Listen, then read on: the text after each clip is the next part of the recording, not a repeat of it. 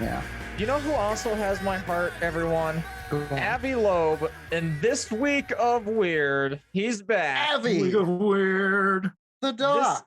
This week of Weird, I'm Roger, joined by Nate and Jordan. The bougie. And Avi Loeb is back in the news. You might have heard that some alien tech may have crashed into the Pacific Ocean. Mm-hmm. If not, that's what this news is about. Get ready for it. That's what Avi's telling us. Oh yeah, he is telling Avi's us theory. the truth and has been for a number of years right now. But before we start, make sure you check us out on Twitter and Instagram. Say hello to Yeah. us. We'll say hello back, and then We we'll do will. eye emoji because we're Mhm. watching you. We are part of the Panopticon. Mhm. Even now. And also give The us radar pings when you smile at us. and also give us a 5-star review wherever you listen to this on Please. Apple Podcasts, Spotify, Stitcher. Do it all. For the love of God, give us those 5-star reviews. Now let's continue with astrophysicist Avi Loeb believes alien tech may have crashed into the Pacific Ocean. If you don't know who Avi Loeb is, let me play you a little clip from CBS This Morning where he talks about evidence of close extraterrestrial encounters. Hell yeah. And I just need to Ooh, share we got it. new tech, everybody. On October 19th of that year, Hawaii had a close encounter of some kind. Yeah, well, there was this object discovered in 2017. On October 19th of that year, Hawaii's powerful Pan-STARRS telescope spotted a mysterious object whizzing by. It was traveling so fast at nearly 200,000 miles an hour, astronomers concluded it must have originated from outside our solar system, the first such interstellar traveler ever detected. It was given the name Oumuamua, the Hawaiian word for scout. Cometary tail around it, no gas coming off it. And so it was not a comet for sure. Then Interesting. Avi. Avi Loeb is fully believing that extraterrestrial tech has entered our solar system multiple times. He's written papers on it. He's gone on many, what am I trying to say? UFO conventions and talk shows. Sure. We were part of one. The circuit. I totally forgot what festival we were part of. I think it was the Colorado Paranormal and UFO convention. Hell yeah. That was us. Crushed it. We were part of it, at least. We gave away t-shirts. So let's go on with the story. And this story is from the New York Post with some additions from CBS News. Astrophysicist believes alien tech may have crashed into Pacific Ocean. A top scientist is plotting a mission to find out what he believes is alien technology lying at the bottom of the Pacific Ocean. Oh shit. So he's trying to get out there. Fuck yeah, he's trying to fucking man. Bobbert Ballard this. He is. That's incredible. I saw the article where he was like, I think there's alien stuff on Earth, but like, to be fair, Avi Loeb says that a lot. Yes. But I didn't know that they were fully at this point like, let's go down there. I'll show you. Let's get a submission. Yes. So in 2014, there was a rather large interstellar object that crash landed on Earth. NASA, of course, just thinks it was a meteor. But Avi Loeb knows better. They didn't even. NASA was like, no, we're busy. Don't worry about it. Our funding's been cut to nothing. Yeah. But what is interesting about this is that the United Space Command, USSC, reported last week that they confirmed that this object was from another solar system. Yeah. Which is very rare for meteors and asteroids that come into contact with Earth to be from another solar system. Normally it's just celestial. No, that's not the wrong word, but from our solar-based objects normally interact with Earth. Probably something thank you. Coming Local out of the asteroid belt or whatever. Yeah. The agency concluded that the projectile, which streaked across the sky off the coast of Manus Island, Papua New Guinea, was a meteor. Professor Loeb, however, is having none of it. He says, Professor Loeb, no. however, ain't a bitch. He woke up full of coffee and vigor and says, no, no, no. They said, what? Get me my phone. He claimed on Wednesday that the object could have been built by extraterrestrials. He says, our discovery of an interstellar meteor heralds a new research frontier.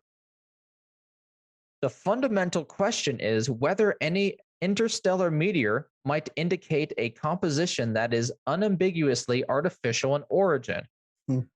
Better still, perhaps some technological components would survive the impact. And that's his main thing too. He's all about, this isn't a meteor, this is a machine. Yeah, that's no moon.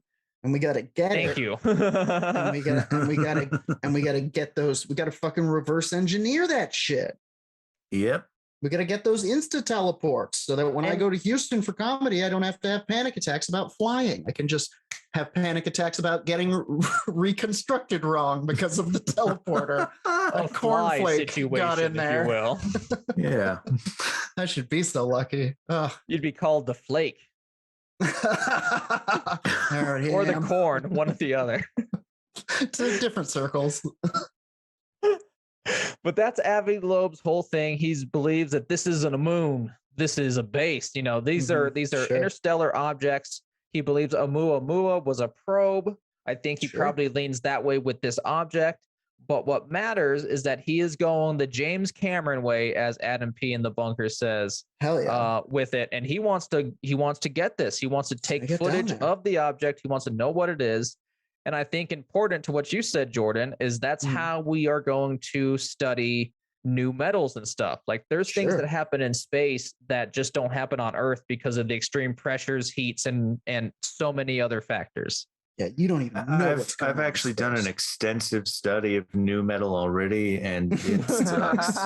It sucks. It's only bad shit out there. Bummer. Well, we haven't been to this meteor yet, okay? We don't know if this has the new metal album we've all been waiting for. Maybe this meteor rocks. Meteors usually do. Maybe this is Linkin Park's untold 11th album. I don't know how many albums they have. Yeah. Okay, so where am I after that insanely fun tangent? As we said, his claims make frequent headlines as he has faced criticism from others in his field over his outlandish extraterrestrial theories. Working with a student at Harvard, Professor Loeb was actually the astronomer who identified the object known as Oumuamua a few years ago. He was the one. He's the one. See, the dude knows what he's doing. He's not some fucking kook. I mean, he is, but in the best kind of way, you know, in the same way that Einstein was a kook. Yeah, in a Doc Brown way. Yeah, exactly. He's got to. They dream about math. Exactly. E equals MC boob. That was his first draft.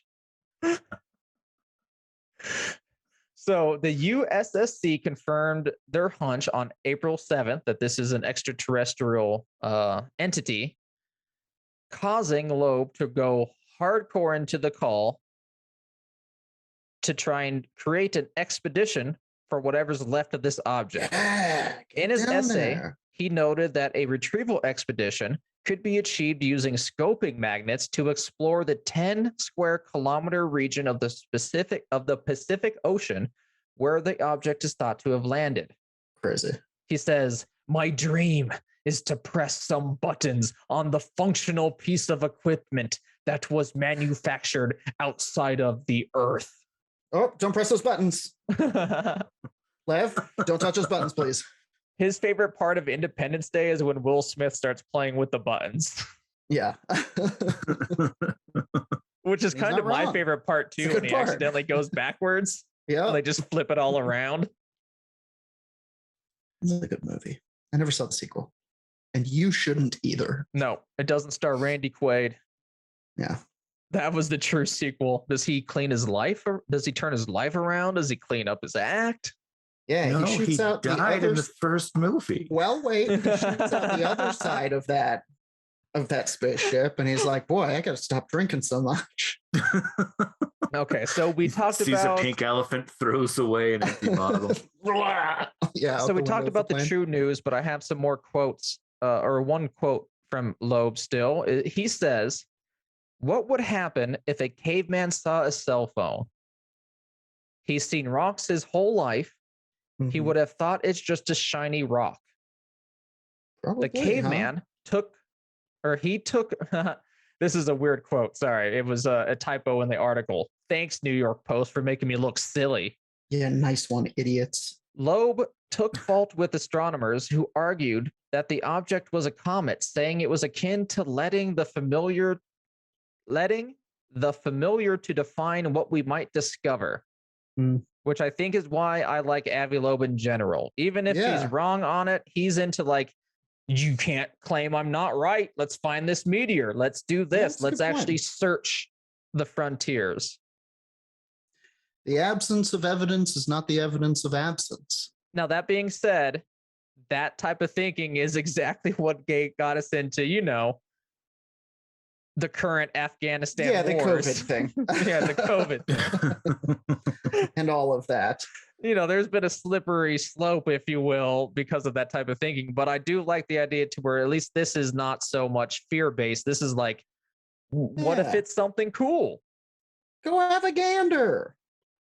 And I think that's admirable. Thank you, Avi Loeb, for bringing it to us in the news all the time. I'm going to cut it short there, but I'll also, in our Discord, drop off the CBS News article that corroborates the U.S. Space Command confirming this is an interstellar object that hit Earth, and the astrophysicists. Check that out. Join our Discord. It's in the what is that thing called? Description of most episodes.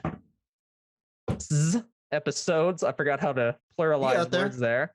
And then our Twitter, blah, blah, blah, blah, blah. Check it out. Anyway, that's been this week of Weird. That was the weirdest week. It was pretty weird altogether. I do take umbrage to one thing he said. It's about the caveman seeing the cell phone. I believe if a caveman finds a cell phone, he merely becomes an unfrozen caveman lawyer. Sure. And we all love it. He gets right on Parler. It's very upsetting. That's after. Like in the 90s, caveman lawyers with it. But 2020, he's taken both Post pills Geico. And a black pill. Yeah, taking the sneeze pill. Jordan's done.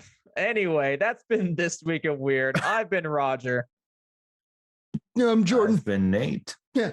And if you like what we do, make sure you rate us on Stitcher, iTunes, Spotify. It really helps more people find the Parler. show.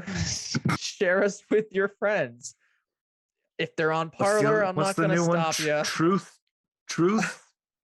Is that anyway? Share us with your friends by person or by whatever random social media your president chooses. My president chooses Friendster. Yeah.